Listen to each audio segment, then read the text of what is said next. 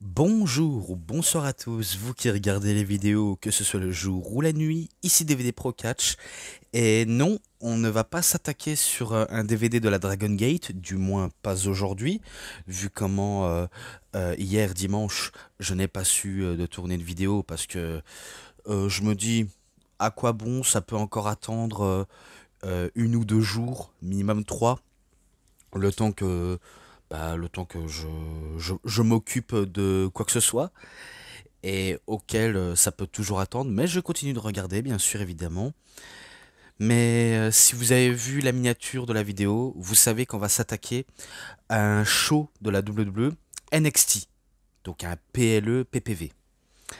Et du coup, ben, ce show PPV PLE s'intitule NXT Battleground. Donc je suis sûr qu'on connaît tous Battleground. Désolé pour ce petit rot, mais vous connaissez bien ce show. Et ça s'est déroulé en 2024, donc dans notre époque actuellement. Enfin, vous avez compris, dans notre époque où on vit actuellement. Et auquel, dans l'arène de Apex UFC, Ultimate Fighting Championship. Donc, vu comment ils sont, on va dire, un accord de faire un spectacle dans l'ancien. Je pense que c'est ancien, on va dire. Je dis ancien entre guillemets, hein, même si c'est pas du tout anciennement leur, euh, leur refuge d'entraînement. À mon avis, c'est toujours le cas, c'est toujours leur refuge d'entraînement auquel ils forment des jeunes à initier dans n'importe quel domaine, euh, dans un domaine où ça leur correspond bien, que ce soit le jiu-jitsu brésilien ou de la boxe anglaise ou encore de kickboxing. Eh ben, dans cette arène de l'UFC, eh ben, regorge plusieurs domaines où on peut facilement s'adapter et, euh, et devenir tout simplement quelqu'un tout en étant bien encadré par un coach. Donc c'est dans cette fameuse arène auquel bah, la plupart s'entraînent à pratiquer cette domaine assez intense et que maintenant on fait place au catch. Vraiment, on fait vraiment place au catch. Et que je crois que c'est aussi dans ce genre de domaine-là où il y a aussi pas mal de conférences de presse où ça peut partir des fois en couille. Mais quoi bon, mais quoi bon. Je pense que j'en ai assez trop dit, mais vous avez bien compris, c'est dans l'arène de l'UFC auquel on s'entraîne, auquel on apprend les ficelles du métier dans ce domaine très dangereux. Et ce qui est bien, c'est que vu comment il y a des fans de catch et aussi des fans de MMA, ben, quand tu adores les deux disciplines, tu peux adorer. Tu peux facilement adorer parce que tu adores les deux sports que tu affectionnes. Une qui est un peu réelle et l'autre qui est un peu une fiction, mais qu'on ne peut pas s'empêcher d'aimer. Donc, que demande le peuple? Bon, après, il y a des pros MMA, il y a des pros catch. Même si je le dis à plusieurs reprises que je suis un pro catch par rapport, parce que je regarde d'autres fédérations, même si ceux qui m'ont jamais attiré, mais je regarde pour, euh, pour l'effort auquel ils font et auquel de comment ça marche. Mais je suis aussi plutôt sport de combat aussi. Quand j'adore une discipline, que ce soit la boxe, le kickboxing et le MMA, je peux adorer aussi, même si j'en parle quasiment jamais les DVD sur l'UFC. Parce que je possède des DVD de MMA, notamment de la Pride, euh, et uniquement aussi UFC. Je n'ai que ça auquel que je possède. Si seulement je pouvais faire, si seulement je pouvais faire catch et MMA en même temps, même si encore une fois un spécialiste va sûrement me taper sur les doigts en disant que le catch et le MMA n'ont rien à voir en commun, à part que s'il faut être dans un sport plus complet et plus compétitif. Et, et voilà, tout simplement, je voulais dire tout simplement ça. Même si je passe de DVD Pro Catch à Mister Review, parce que je m'étais dit que je pourrais peut-être m'appeler Mister Review si jamais j'arrête un tout petit temps d'acheter les DVD pour me concentrer sur le télévisuel. Enfin, je pense que j'ai pas les bons mots à dire, mais de dire ce que j'en pense en regardant le catch sans DVD, sans rien, je peux facilement vous en parler. Donc, on va dire que officiellement, je peux passer de Mister Review. Vu comment c'est pas pour rien qu'on m'appelle la machine à review. Bon, assez parlé de moi, parlons du show. Alors, dans ce show, il n'y a pas de match de pré-show. Donc, il n'y a pas de kick-off ni de countdown, à part les personnes qui en parlent. Et qu'il y avait pas mal de guests qui étaient arrivés, notamment, je pense que c'était des jeunes combattants de MMA qui regardaient ce qui se passe du côté de WWE. Même s'ils ont beau avoir un accord, et ils ont beau aussi avoir bah, deux structures de différentes disciplines qui collaborent ensemble et qui font ça main dans la main, ça reste toujours aussi top. Et quelques stars du roster principal aussi, notamment celui qu'on peut retenir, CM Punk, vu comment il était présent. Mais sinon, il n'y a pas eu beaucoup de catcheurs du roster principal qui sont venus, à part une ou deux, minimum. Et qu'on va commencer directement le show en beauté par un match de l'échelle. Directement. Et dans ce match de l'échelle, donc il faut que je trouve la liste. D'ailleurs, je possède la liste. Eh bien, on peut y trouver Kelani Jordan contre Sol Ruka, contre Lash Legend, contre Fallon Henley, contre Jada Parker et contre Michin Miyahim. C'est pour couronner la première championne nord-américain féminin de l'histoire. Et auquel le titre a été montré par Sexy Red, dont tout le monde maintenant sait qui c'est, mais que personnellement on la connaît pas plus que ça. Et aussi on la trouve pas parfaite sur les bords. Ça c'est que mon avis personnel. Mais quoi bon, mais quoi bon, mais quoi bon. Si ce n'est que le match était un Oh my God moment. Même si il y a mieux, il y a vraiment mieux comme Oh my God moment. Mais c'est juste que les jeunes femmes auxquelles ils ont combattu, ils se sont donné le meilleur de elles-mêmes pour produire un bon contenu de match. Et que elles ont la niaque, hein. Ça se voit peut-être qu'elles ont la niaque, hein. Un peu verte, parce qu'on va dire qu'ils sont un peu green, mais auxquels ils sont quand même mieux cadrés par les officiels WWE que par les officiels AEW. Ça, c'est une balle perdue pour la AEW. Et pour ce coup-là, pas mal d'échanges entre Sol Rukia et Fallon Henley, même Jada Parker aussi enchaînait des coups à Michin. Michin aussi a du répondant. Il n'y a que du répondant. Et après, des gros spots sur les échelles. J'ai plus celle qui a en tête du début, mais tout ce que je me rappelle, c'est que celle qui a eu un gros bump sur l'échelle, c'était Lash Legend. Je pense qu'elles se sont mis à... Attendez, laissez-moi compter. 1, 2, 3, 4, 5. Je pense qu'elles se sont mis à 5 sur Lash Legend pour, pour qu'elle fasse un gros spot sur l'échelle et auquel elle a atterri sur le ventre. Donc je suis sûr que ça a dû, on va dire, avoir des petits séquelles, même si, encore une fois, rien de grave. C'est juste que quand on atterrit sur un objet auquel c'est de l'acier et auquel on sent passer, on va pas s'étonner que c'est pas, c'est pas du tout doux. C'est pas tout mousseux comme certains aiment le penser, vu comment c'est extrêmement dur. Bon après, ça se fout sous la gueule, ça se fout sous la gueule. Et il y a Sol Ruka qui a enchaîné son double finisher, enfin double finisher entre guillemets. Elle avait fait son finisher où elle fait son genre de flip cutter sur Jada Parker et sur Fallon Henley. Et qu'elle pensait avoir la victoire pour avoir le titre jusqu'au bout des mains. Mais que de nulle part, Kelani Jordan arrive, fout des kicks à Sol Rukia, à Fallon Henley, à Jada Parker, à Michin, et même Lash Legend qui venait de revenir tant que bien mal, qui va aussi, on va dire, subir des petits assauts, malgré les répondants, mais elle enchaînait avec son Spring Blight et Moonsault sur Jada Parker, et vu comment elle est toute seule sur l'échelle, c'est elle qui va décrocher la ceinture. Donc c'est elle, la nouvelle championne nord-américaine de l'histoire de la NXT. Sous les chants This Deserve It, tu le mérites.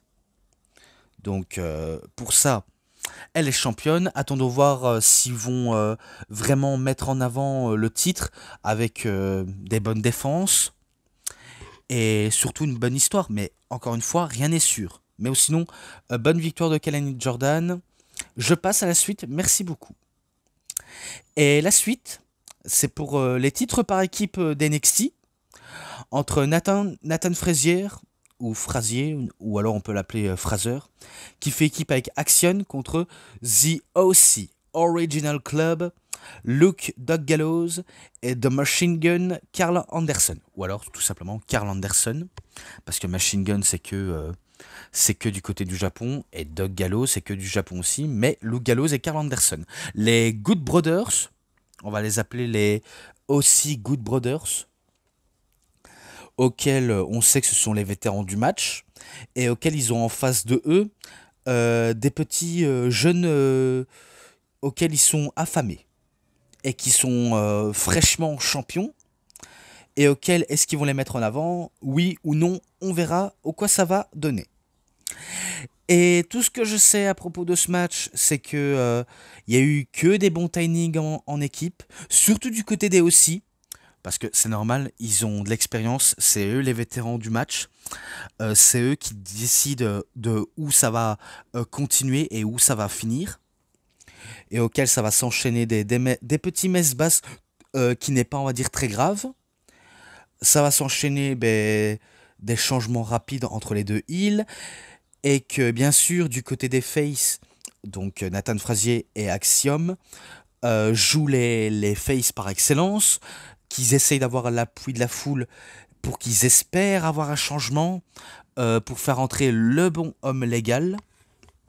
Donc ils ont espoir, mais que même si les heels cassent le rythme et aussi brisent l'espoir des fans, c'est quand même du bon enchaînement et du bon travail en équipe. Je n'ai rien à dire de négatif, c'est du bon match par équipe. Si je veux passer, je peux même passer au climax du match, parce qu'après ça va s'enchaîner du à toi à moi, du changement, encore du changement, la foule qui est dedans. Qu'est-ce que je pourrais en dire de plus? Pas grand chose parce qu'après je vais m'y perdre dans tout ça. Mais si je veux, je peux passer au climax. Après que les faces ont pris confiance, ont pris du poil de la bête, Nathan Frazier va lancer son fameux topé suicidaire sur Luke Gallows, et que par la suite, Anderson enchaînait avec son fameux Spinebuster, ou alors attendait que Luke Gallows fasse son Magic Killer ou son Boot of Doom. Ou encore, il a voulu tester son fameux TKO. La première fois qu'il a tenté un TKO, il a fait sur Axiom et il s'est dégagé. Et sous la deuxième corde, quand il a voulu tenter son TKO, il a tenté sur Nathan Frazier, mais il s'est aussi dégagé. Mais au moment du climax, il y a un topé suicida. Axiom est seul face à Anderson, auquel il lance son fameux Spanish Fly, et il prépare le terrain pour Nathan Frazier pour qu'il fasse son Phoenix Splash, donc la prise que portait également son coach, donc Seth Rollins. Donc oui, Seth Rollins a entraîné ce mec, et auquel, non, il n'y a pas erreur, il n'y a pas de Vanessa, c'est exactement réel. Donc il fasse son Phoenix Splash, excusez-moi, pour la victoire, et qui conserve les titres par équipe. Donc bonne victoire de la part de Axiom et Nathan Frazier. Bon match, vraiment bon match. Et maintenant je passe encore à la suite. Et la suite, pour ceux qui adorent le côté MMA, où vous serez servi, vu comment ce sera un match underground, donc match souterrain comme ils appellent, ou alors pour ceux qui viennent de l'indie, notamment de la GCW, Bloodsport, Underground Bloodsport, si on peut vulgariser ça, entre Lola Vice contre Shayna Baszler. Et tout ce que je sais, c'est que on a vu des images auxquelles les deux s'entraînaient pas en même temps, mais dans un autre coin auquel ils se sont entraînés avec des coachs de l'UFC et auxquels ils s'échauffent avant leur match. Et que par la suite, il y a une vignette d'où c'est venu cette petite rivalité entre les deux femmes. Tout ce que je peux dire, c'est un tout petit peu anecdotique, parce qu'on va dire ce match-là est anecdotique. D'ailleurs, tous les matchs sont anecdotiques, on va pas se mentir. Dans ce match-là, il faut savoir l'origine de cette petite rivalité.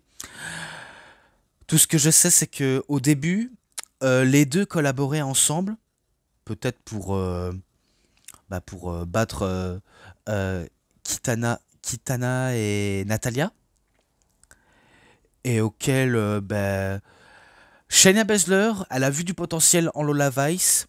Elle voulait le coacher pour son match de Underground face à Natalia lors d'un épisode de NXT. Et ça a été un honneur de regarder ça dans une télé. Enfin, dans une télé, ça bien sûr, dans une télé. Mais je veux dire, ça a été un honneur de voir sur la chaîne AB Explore ou AB1. Ça dépend de quelle chaîne vous êtes en train de regarder. Et auquel, bien sûr, Lola Vice bat Natalia. Et que même si Shayna Baszler n'aime pas le style de Lola Vice quand elle célèbre sa victoire en, en se dandinant, en twerkant, en faisant sa célébration de pure latina, donc elle leur reproche ça en disant je veux bien quand tu combats, ne remue pas ton cul comme ça, arrête de twerker, arrête de faire tout ci ou là, parce que tu as du potentiel, mais arrête de faire ça parce que c'est pas de ça qu'on renvoie l'image de la femme et de la combattante en soi-même. Donc un truc que Lola Vice comprenait au départ, mais que fidèle à elle-même, c'est une pure latina, elle fait ce qu'elle veut. Si elle veut danser de manière provocante, elle le fait. Non déplaise à Shayna Baszler. Donc bien sûr, il y a eu de la dissension et auquel leur collaboration s'est arrêtée suite à des simples coups. Et que voilà comment les deux femmes sont venues aux mains. Et vu comment ils ont un passé de combattantes de MMA, du côté de Lola Vice, elle, c'est plutôt du côté de la Bellator. Et Shayna Baszler, c'est du côté de UFC. Si je dis pas de conneries, vu comment elle a été l'élève de Jones, je pense, avec Ronda, Jasmine Duke et Marina Shafir, parce qu'on a vu les photos dans ce club, enfin dans la salle de gym, auquel il y a les photos du club, auquel il y avait Ronda, Shayna, Jasmine, Marina, et d'autres combattantes et combattants aussi. Donc il y avait ces fameux cadres. Donc c'est probable qu'elle a été à la UFC et peut-être dans d'autres promotions de MMA, qui sait. Alors que Lola Vice, comme je vous rappelle, ça a été à la Bellator. Et que ça s'adapte vraiment bien au style UFC, même si, encore une fois, on va encore le dire, le catch et le MMA n'ont rien à voir en commun, à part que c'est complet, et que on est libre de faire ce qu'on veut sur un ring comme dans un octogone.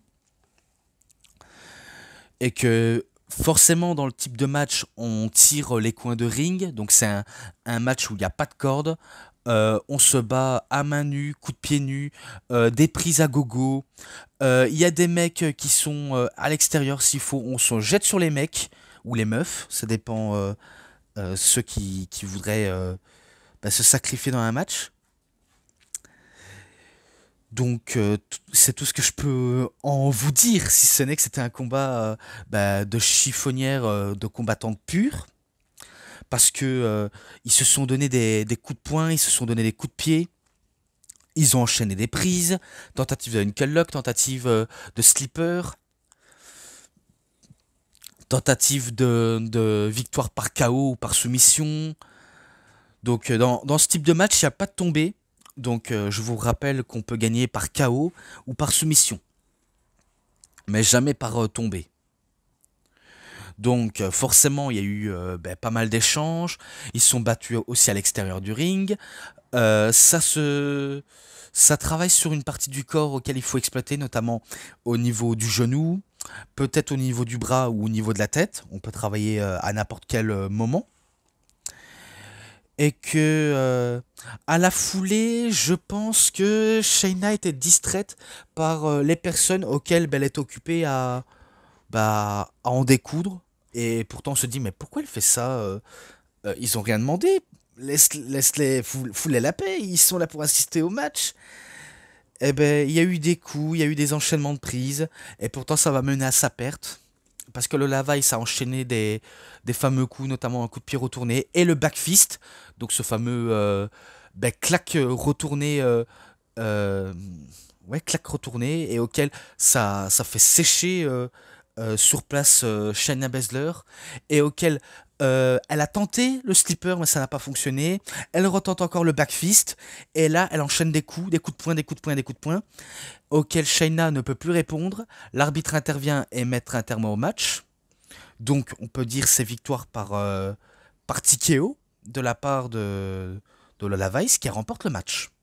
Donc, après son match, bien sûr, fidèle à elle-même, elle danse de manière provocante, comme si on était dans un boîte de striptease, dans une boîte branchée de Miami ou dans GTA Vice City, c'est comme vous voulez. Mais bon, il y a eu cette fameuse célébration et on passe à la suite. Et la suite, ben, c'est un match triple menace pour le titre nord-américain chez les hommes, donc de NXT bien sûr. Et bien sûr, les combattants, je suis obligé de citer, c'est un peu mon but. Obafemi contre Wesley et Joe Coffey. Ça fait 2 fois que je crois que Obafemi combat 2 fois dans un match triple menace dans un PPV, PLE. Il me semble que oui, parce que la dernière fois c'était à Standard Delver. Et maintenant la deuxième fois c'est à Battleground. Bon après c'est vrai que tout le monde veut sa part du gâteau, tout le monde veut avoir une chance au titre, ils veulent avoir tout de suite et maintenant, ils veulent pas faire la queue.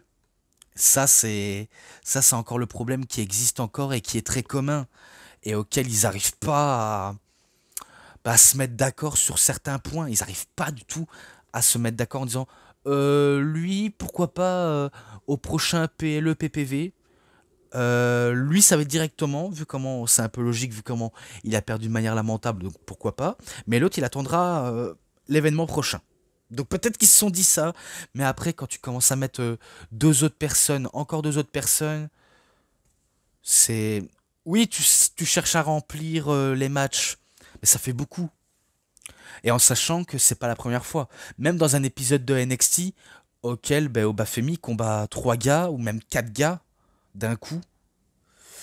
Donc ça, j'espère que ça va pas, on va dire, que tourner comme ça, même si je sais qu'il faut builder le gros monstre qui est Obafemi.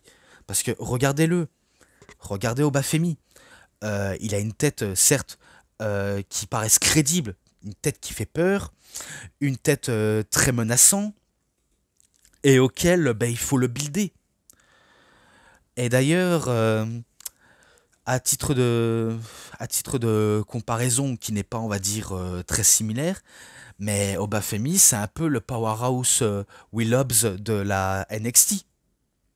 Donc quand je dis powerhouse Will Hobbs, c'est parce que Hobbs, du côté de AEW, il est très peu utilisé. Et pourtant, regardez ce gars-là aussi. C'est une montagne de muscles. Il a une gueule, il a même une personnalité aussi qui laisse paraître intimidant. Et pourtant, Tony le boucle pas de manière cordialement. Et à savoir pourquoi, parce que c'est un pote de Buck, de Punk, et pas des Bucks. Tout ça pour ça, ben on l'enterre, et ça c'est très dommage. Je suis sûr que du côté de la WWE, Hobbs serait mieux peut-être traité. On le traiterait peut-être comme un monstre de puissance et de muscles.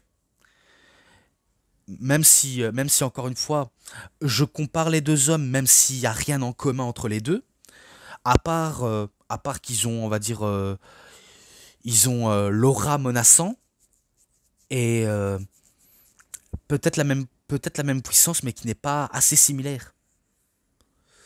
Même si, encore une fois, Obafemi, il est puissant, mais il est green. Il est green et auquel il faut mieux le builder pour que peut-être avec le temps, il prend de l'expérience et que ça va tout seul pour lui, auquel il aura compris les ficelles. Parce que même s'il a été champion nord-américain trop tôt, c'est quand même un élément auquel il faut compter et auquel il faut galvaniser.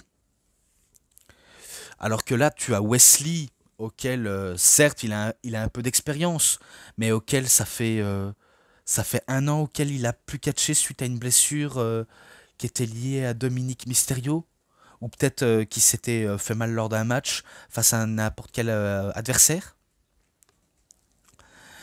Et que tu as aussi, attendez, j'ai oublié son nom, même si, je l'ai dit précédemment, même si tu as Joe Coffey, auquel il fait partie du groupe Galuse, avec Mark Coffey, son frère, et Wolfgang. Donc oui, il y a un gars qui s'appelle Wolfgang, et je me dis pourquoi Wolfgang. Wolfman, ça pourrait très présentable pour lui, mais il a choisi Wolfgang, alors que pour moi, le nom Wolfgang, c'est un peu un nom d'une équipe, Wolfgang. Mais bon, je veux pas juger, hein, je veux pas juger. Chacun est libre de s'appeler comment et qui il veut. Mais j'ai pas d'arrière-pensée. Mais concernant Joe Coffey, lui qui sort de NXT UK et qui a fait une transition du côté de NXT américain, ben lui, on l'avait plus vu depuis un bon moment. On l'avait plus vu depuis un bon moment et auquel ben, on s'attendait pas à les voir directement. Et quand ils sont arrivés, ben, il y a eu une petite réaction. Mais la réaction n'était pas énorme.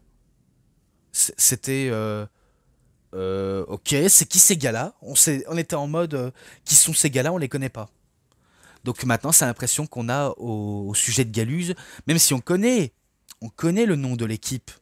Mais quand on voit les gars, on se dit ok, il vient d'arriver, ça va, on passe à la suite. Donc ils sont en mode comme ça.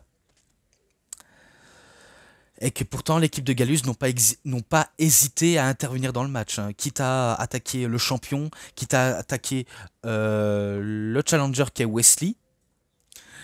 Et pourtant, concernant la puissance de Obafemi, il arrive à s'en sortir, même s'il se fait un peu aider par Wesley, mais il s'en sort. Il atomise Wesley, il atomise Joe Coffey, pardonnez-moi, il atomise Joe Coffey avec son fameux Say Down Powerbomb, et il fait aussi un Say Down Powerbomb sur Wesley comme sur Joe Coffey, et que c'est comme ça comment il obtient la victoire. La victoire, pardonnez-moi. Il faut que je bois un peu et on reprend. Donc attendez.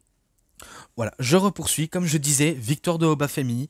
Et pour l'instant, qui peut arrêter ce grand monstre de puissance? Encore. Quelle est la question? J'en ai aucune. Mais qui peut l'arrêter? Pour l'instant, on ne sait pas. On verra dans un futur proche. Donc pour l'instant, il n'y a aucun adversaire fait de taille pour Obafemi.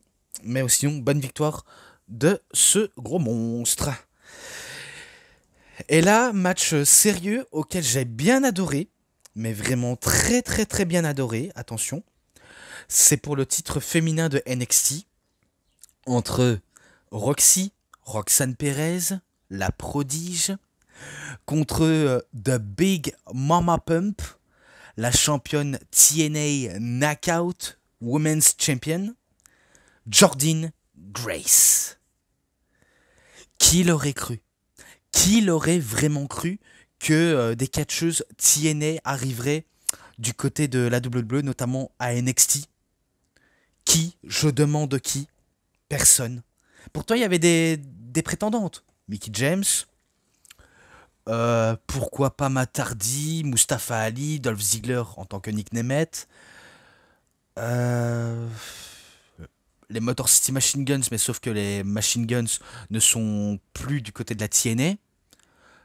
Moose, Eddie Edwards. Pour l'instant, on n'a pas encore vu tous ces gens-là venir, même si on sait que Mustafa, Matt et Dolph, ils ont déjà été à la WWE. Ça, c'est sûr et certain. Mais sinon, ceux qu'on ne les a jamais vus apparaître à la télé, ben, c'est la plupart des galas auxquels je viens de vous citer. Et que auquel ben, il y a Jordynne Grace qui avait fait bonne impression au Royal Rumble et qu'ils ont eu un accord avec la TNA auquel ils veulent bien apparaître les catcheurs ou catcheuses d'apparaître dans leur show et notamment dans un PLE PPV. Et que là, ça a été énorme et que je me dis ce match-là est intéressant. Vu comment il y avait une bonne réaction, des chants pour Jordynne Grace, des sifflets et un peu d'encouragement pour Roxanne Perez, vu comment c'est WWE contre TNA, et que les gens ne peuvent pas s'empêcher d'être en feu, hein. Que ce soit dans les mouvements des catcheuses, qu'il y a un sacré near fall, et qu'ils peuvent pas s'empêcher de chanter Jordine ou chanter TNA, TNA, TNA. Donc ça c'est impressionnant. Selon moi, c'est impressionnant de voir ça parce que j'aurais jamais cru qu'une fédération auquel n'est pas accepté à la WWE puisse venir et faire un sacré grand match face à la championne de la compagnie. Et que ça, c'est un sujet intéressant. Parce que j'ai regardé le match, j'ai bien adoré. J'ai vraiment bien adoré. Bon, c'est vrai que Roxanne Perez, comparée à Jordynne Grace, elle fait petite fille. De toute façon, n'importe quel adversaire qu'on met face à Roxanne Perez, elle fait petite fille. Parce que je vais pas la juger, je vais pas la critiquer. Tu peux avoir une apparence de petite fille, un joli minois d'une petite fille, auquel, à premier abord, ça a l'air inoffensif, mais il faut jamais sous-estimer. Parce que faut dire, malgré qu'elle soit encore jeune, Roxane Perez, elle est très talentueuse. Elle est très talentueuse sur le ring. Je ne suis pas en train de faire de la lèche, c'est exactement un fait. Alors que Jordynne Grace, ben, c'est un peu euh, une grande dame auquel elle a un physique incroyablement bien musclé, même si elle aussi, elle est pas très très grande, parce que je me dis, quand j'ai vu ça, je me suis dit, je croyais qu'elle était plus grande que ça, moi. Eh ben, eh ben non, elle est un peu grande, elle est un peu grande, mais pas assez grande comparée à la plupart des femmes du roster. Et que je me dis, que ce soit au niveau de la taille ou pas, peu importe, du fait que les personnes soient talentueuses sur le ring. Et exactement, Jordynne Grace, malgré qu'elle soit très musclée et très affûtée, ben elle a aussi du talent, beaucoup de talent même. Et qu'elle catch comme une powerhouse féminin. Elle catch comme une femme musclée, même si ça lui arrive de temps en temps de sortir une ou deux petites dingueries. Et dans le match, ben, ça a été très serré, très sérieux. Des échanges entre Roxane et Jordine, et auquel ça va s'enchaîner aussi de prises, et que là c'était un bon catch féminin, mais vraiment du très bon, et que je me dis, même si jamais un jour Jordynne Grace sera plus peut-être championne knockout, je veux pas perdre tes malheurs, je veux pas dire qu'elle sera plus jamais championne du jour au lendemain, mais si jamais elle sera plus championne, qu'elle a trouvé enfin quelqu'un qui puisse la battre et auquel pourrait aborder ce titre, j'imagine qu'elle va aller du côté de WWE et tout déchirer. C'est sûr et certain. Parce que j'imagine qu'ils ont peut-être des plans pour elle à l'avenir. Et pour Roxanne Perez, pour revenir à elle, je suis sûr que lorsqu'elle aura lâché le titre NXT, ce sera pareil. Elle ira peut-être dans le roster principal. Et peut-être qu'ils vont lui donner des plans auxquels je suis sûr elle aura été peut-être brillante ou pas du tout. Je sais pas sa situation à elle, mais qui sait? Il y a, on sait pas ce que sera fait l'avenir en fait. On sait pas ce que ça va être parce que pour l'instant on contente de regarder ce qui se passe en ce moment, parce qu'on va pas penser directement au futur, parce que c'est encore, pour l'instant on va dire c'est encore trop tôt. Mais dans le ring c'était pas dégueulasse. Même si à des moments Roxane elle va enchaîner des travails au niveau des zones parties du corps de Jordine, notamment utiliser les faiblesses au niveau du bras, vu comment elle a travaillé sur le bras suite peut-être à une attaque dans le poteau ou peut-être par élongation du bras, eh ben, elle va travailler dessus, même si elle va encore changer de cap en travaillant sur les fondations des jambes. Euh, Pourquoi pas, mais je trouve que elle aurait dû plus se concentrer exclusivement sur le bras, parce que au niveau des bras, elle a travaillé dessus, elle devrait enchaîner dessus, elle devrait enchaîner. Alors que Jordan Grace, en bon face qu'elle peut être, parce que c'est pas parce qu'elle vient de la TNA qu'on va la mettre en tant que heel, parce que là c'est quasiment une face, elle se bat comme une face. À la TNA, elle se bat comme une face, à la NXT, exactement comme une face. C'est logique, et c'est comme ça comment elle fonctionne. Parce que le jour où elle va devenir heel, je suis sûr que elle va être intimidante et assez crainte par ses adversaires.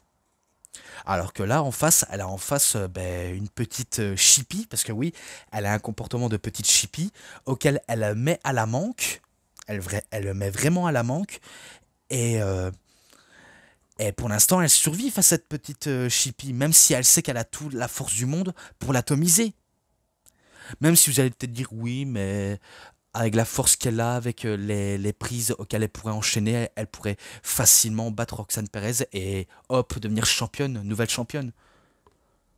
Peut-être que oui, mais, parce qu'il y a un mais à cette histoire, là qu'elle vient d'arriver, elle peut pas devenir directement championne. Elle peut pas devenir directement. Même si on en a vu des personnes arriver devenir champion très rapidement. On en a vu. Mais, euh, mais dans le cas contraire, souvent il y en a qui ne réussissent pas. Et spoiler, alerte, Jordine ne va pas réussir directement. C'est sûr et certain. Pas mal d'échanges, des tentatives, même de Dakop Killa de la part de Roxane Perez, de Jordynne Grace, parce qu'elle a tenté la prise de Homicide, qu'on l'appelle avec une variante de Vertbreaker, mais auquel elle va pas l'effectuer parce que heureusement que Roxane a senti le danger, et auquel si jamais elle serait laissée faire dans la prise, ben ça aurait été terminé pour sa carrière, vu comment je suis sûr qu'elle est peut-être pas préparée à subir ce genre de prise. D'ailleurs, n'importe quelle fille n'est pas préparée à ce genre de prise pareille. Vraiment, vraiment. Bon après, Jordyn a voulu tenter la prise de Samoa Joe, le Muscle Buster. La première fois, ça a manqué, mais la deuxième fois, elle va réussir. Et auquel, ben, heureusement que Roxane Perez ne s'est pas brisé la nuque. Parce que c'est à cause de cette prise-là auquel Tyson Kidd s'est brisé la nuque sur le Muscle Buster de Samoa Joe. Alors que là, je suis sûr que là, c'était un coup de chance. Et un truc que je vous ai peut-être pas dit à propos de Roxane Perez, il faut savoir que Roxane, à une époque, elle avait catché, je crois qu'elle avait catché un match ou deux à la TNA quand ça s'appelait encore Impact Wrestling, auquel elle s'appelait encore Roxy. Et également aussi, elle, elle était championne féminin de la Ring of Honor. Pendant que la Ring of Honor et la TNA étaient en post-Covid. Ah, c'est à cette fameuse période auquel les arènes sont vides, que ce soit pour la WWE, la EW, même s'ils ont mis ben, des personnes ou des catcheurs pour hyper les matchs, mais auxquels on se rappelle que c'était quasiment vide. Du côté de la TNA, c'était pareil, du côté de la ROH aussi. Même du côté du Japon et du Mexique, exactement aussi. Donc je me rappelle qu'elle avait été championne de la Ring of Honor à la ROH. Et elle avait catché aussi à la TNA, auquel elle avait perdu le titre face à Deonna Purrazzo. Elle qui était championne Queen of Rena de la AAA et championne d'Impact à l'époque. Donc elle avait remporté le titre ROH, TNA et AAA pour devenir la championne suprême. Donc je parle de Deonna Purrazzo et pas Roxane Perez. Parce que par la suite, Roxy, donc Roxane, elle va se concentrer à la WWE. Elle va uniquement s'entraîner exclusivement pour la WWE et auquel c'était une réussite, vraiment une réussite. Et que c'est pas pour rien pourquoi cette petite on l'appelle la prodige. Bon après, il y a eu un petit temps mort après que les deux se sont donnés corps et âme pour produire un bon match. Deschamps TNA, Deschamps Roxanne aussi, il y a eu des chants. Et au moment où les deux sont au sol, il y a Tatum Paxley qui arrive de nulle part et que on sait pas qu'est-ce qu'elle fout là, à part être flippante et un peu gênante, on va dire ça aussi, auquel elle s'intéresse à de l'or. Est-ce que c'est le titre NXT? Eh ben non, le titre féminin des Knockouts de Jordynne Grace. Donc elle veut se barrer avec, et que quand Jordynne commence à prendre conscience, elle se dit: qu'est-ce que tu fais avec ma ceinture, toi?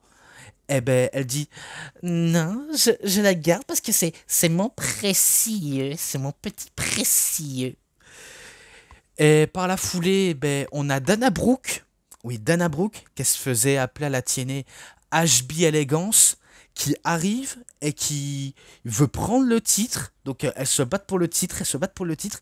Et t'as Jordynne qui arrive, qui fout une coup de ceinture à Tatum Paxley et aussi à HB Elegance. Je ne sais pas si elle est en rivalité face à HB Elegance, mais ça devrait. Peut-être elle devrait être en rivalité face à elle.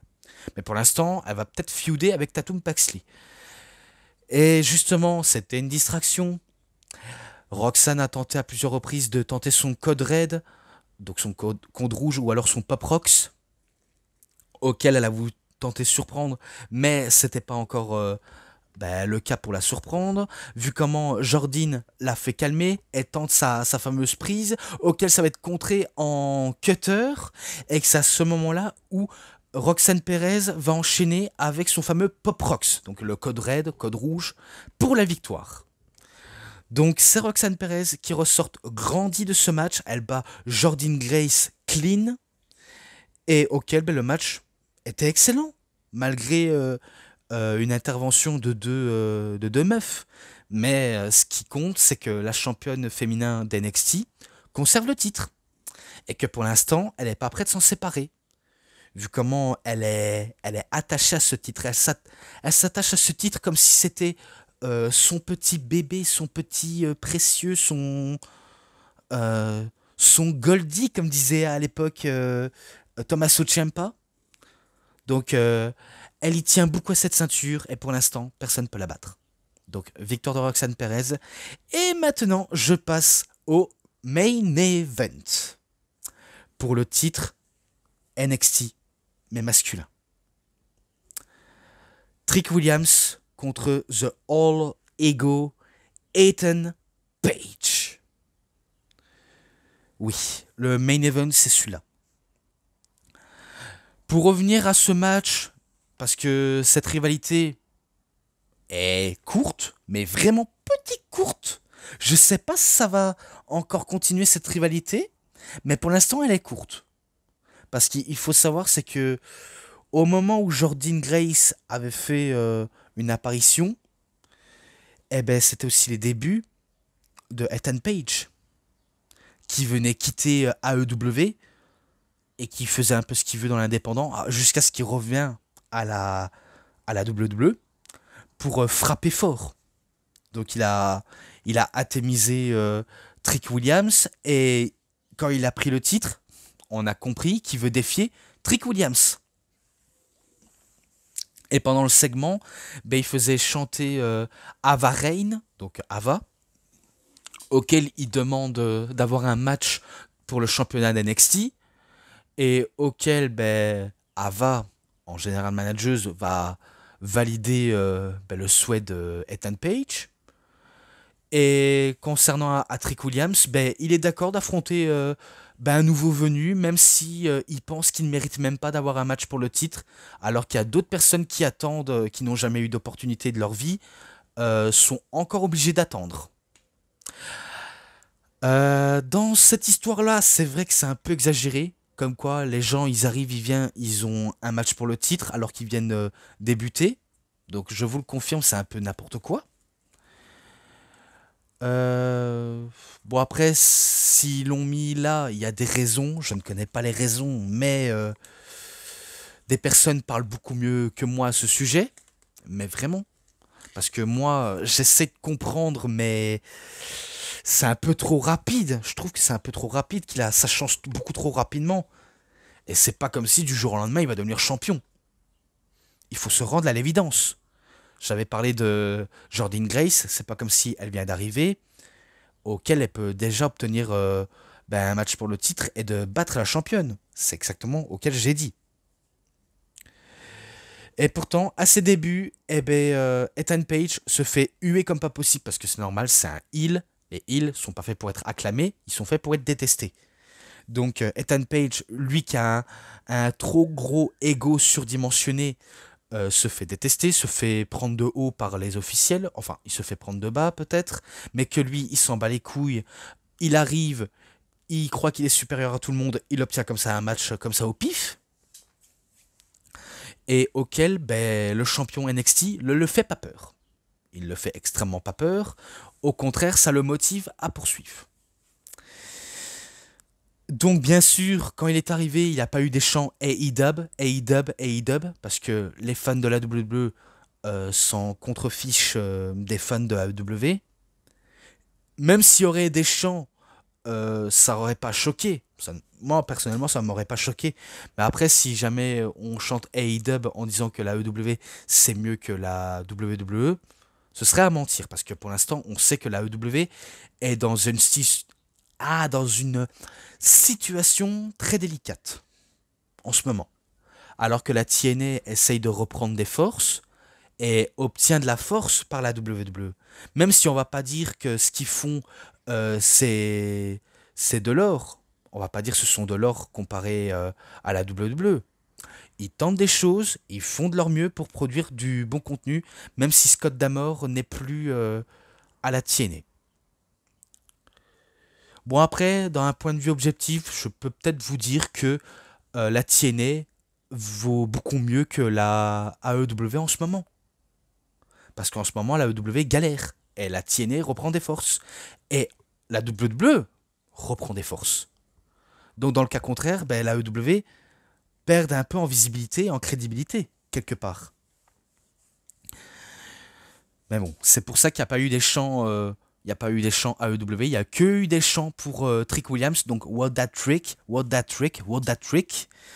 Et je crois qu'il est accompagné par Sexy Red, et auquel, euh, te- te- te- te- peut-être qu'il y a eu aussi The Metaphor à la fin qui sont venus, ou alors uniquement Trick Williams qui était là en tant que champion, qui peut se débrouiller seul comme un homme, comme un véritable homme, parce qu'il n'y a pas besoin de personne pour remporter ses matchs, et que c'est pas non seulement un nouveau venu qui va le mettre à mal. Honnêtement, il avait le temps de briller, Ethan Page, dans ce match-là. Il avait bien brillé dans ce match-là. Mais en revanche, faut pas trop mettre le champion à la manque. Hein. Faut vraiment pas trop le mettre à la manque. Et aussi, je pourrais dire pareil pour Trick Williams. Si seulement la l'AEW pouvait s'inspirer de Trick Williams pour rendre Swerve Strickland encore plus fort.